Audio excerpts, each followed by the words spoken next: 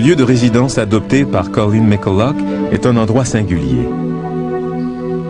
L'île de Norfolk n'est qu'un point au milieu du Pacifique sur la carte du monde. Mais il y a quelque chose d'étrange sur cette île où chacun a son histoire de fantôme, surtout les Pitcairners. Les Pitcairners sont les descendants des mutins du Bounty installés dans l'île de Norfolk vers 1850. Je n'avais jamais vu ou pensé qu'un jour je verrais un fantôme. En arrivant dans l'île, j'ai constaté que tous les Pitcairners croyaient aux fantômes et ils disaient que l'île en était pleine. J'ai réagi avec un haussement d'épaule en disant « Oui, bien sûr ».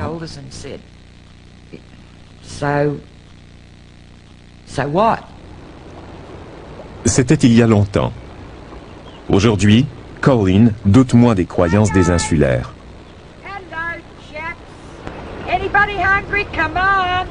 Comme vous le verrez, la cohabitation avec l'inconnu peut troubler les sceptiques les plus endurcis sur l'île de Norfolk. Colleen avait déjà publié son best-seller « Les oiseaux se cachent pour mourir » et rencontré Rick Robertson avant d'emménager dans l'île. Elle s'y est installée pour fuir sa notoriété. Dans le calme de son île d'adoption, elle a écrit des centaines de milliers de mots et amassé des millions de dollars.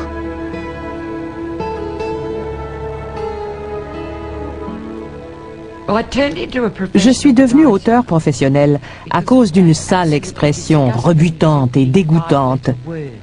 L'argent. Comme toutes les femmes de ma génération, j'étais sous-payée.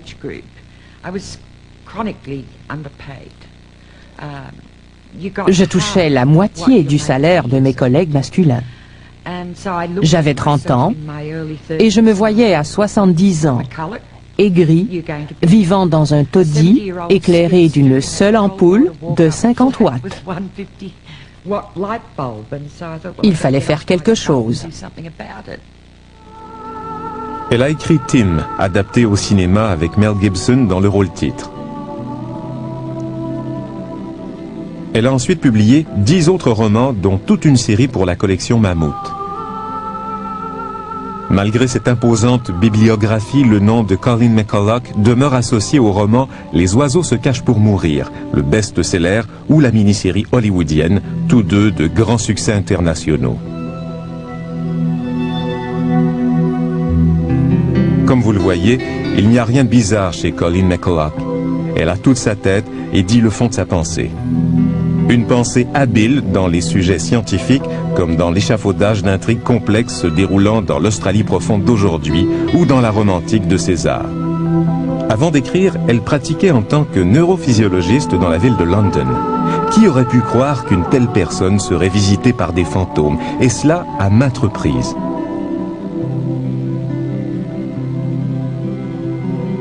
Il y a des années, elle vivait ici seule et a rencontré un visiteur impromptu qu'elle pouvait sentir sans le voir. Il y avait quelqu'un assis au bout de mon lit. J'étais concentrée sur ce que je faisais et quelqu'un a sauté, boum, sur le lit. Et j'ai regardé, surprise, en pensant « Oh non, qu'est-ce qui se passe ?» Il n'y avait personne. La seule chose qu'il ait faite, et je l'appelle « il », car je suis sûre que c'est un homme, la seule chose qu'il ait faite jusqu'à ce que je sois mariée a été de s'asseoir ainsi au bout de mon lit. Quand je me suis mariée et que Rick est entré dans mon lit, il n'est jamais revenu. Je crois que c'était un véritable gentilhomme.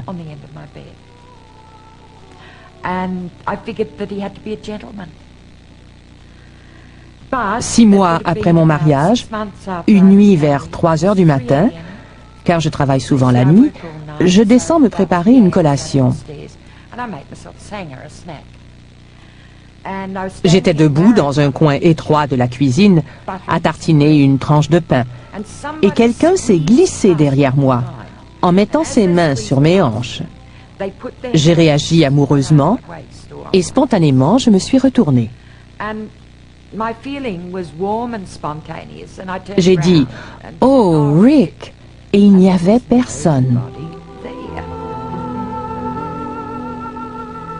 Il y avait une présence dans la maison, un esprit qu'elle n'a jamais vu. Mais récemment, Colleen a eu une autre expérience, et cette fois, le fantôme était là. Elle l'a vu de ses propres yeux. C'était aussi au beau milieu de la nuit. Colleen s'est aperçue que les lumières de son studio étaient allumées. Sur le seuil de la porte menant à la remise, elle a vu un homme portant une chemise rouge qui se cachait dans l'ombre. J'ai d'abord cru qu'il s'agissait d'un rôdeur. J'ai eu ce geste. Il m'a regardé, et comme je m'approchais de l'homme à la chemise rouge, il s'est retiré dans la remise à un endroit où je ne pouvais plus le voir.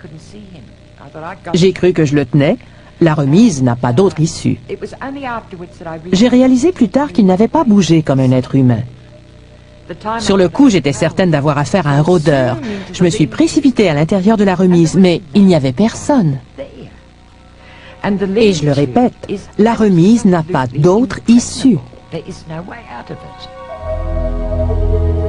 Deux fantômes. Et selon Colleen, peut-être aussi un esprit frappeur. Un de ces esprits malicieux qui aiment se faire remarquer. Cet esprit ne se manifeste que dans cette pièce et seulement lorsqu'un photographe tente de prendre un cliché de Colleen.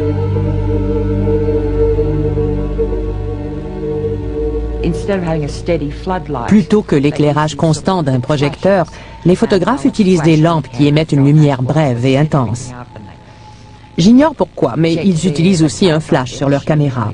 Ils installent leur équipement, ils ajustent leur appareil, ils vérifient chaque interrupteur, ils effectuent un premier essai et la pièce s'illumine admirablement.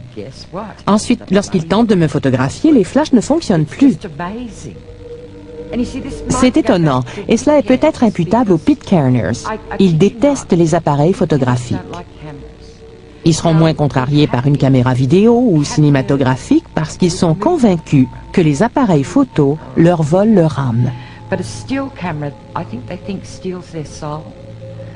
Alors peut-être que par ce mécanisme de défense, ils me signifient qu'ils m'aiment bien et veulent me protéger afin que personne ne vole mon âme.